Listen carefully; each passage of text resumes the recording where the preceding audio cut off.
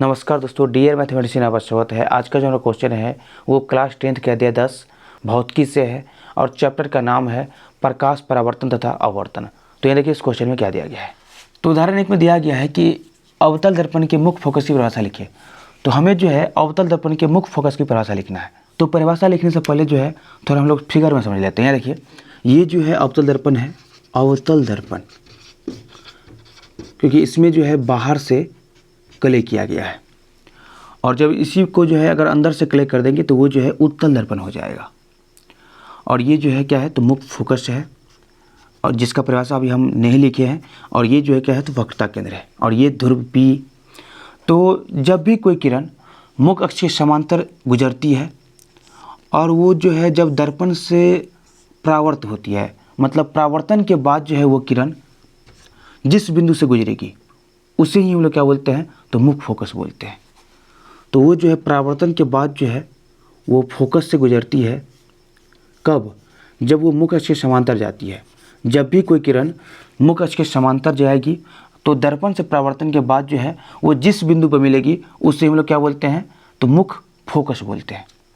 तो चलिए इसको लिख लेते हैं। देखिए हल, जब कोई किरण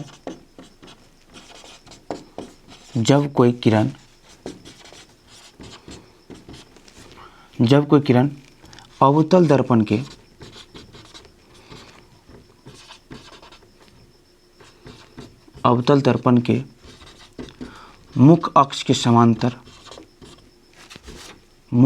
अक्ष के समांतर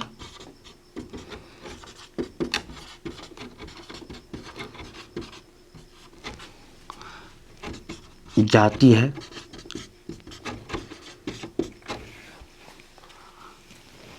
तब अवतल दर्पण से परावर्तन के बाद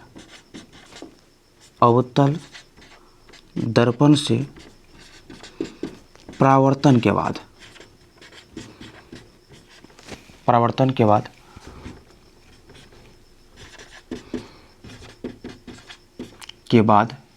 मुख्य अक्ष के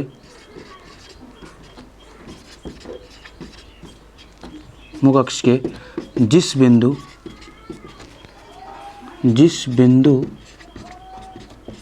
से होकर गुजरती है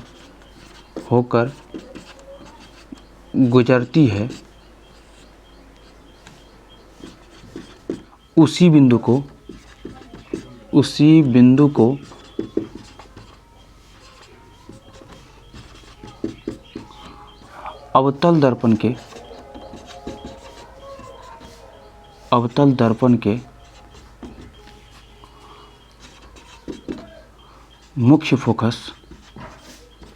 मुख्य फोकस कहा जाता है।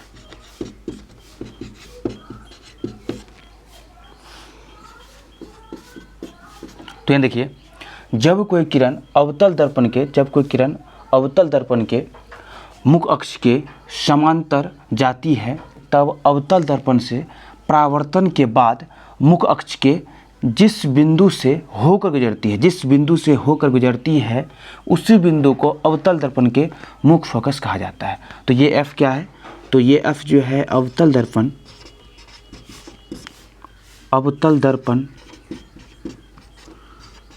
के मुख्य फोकस है।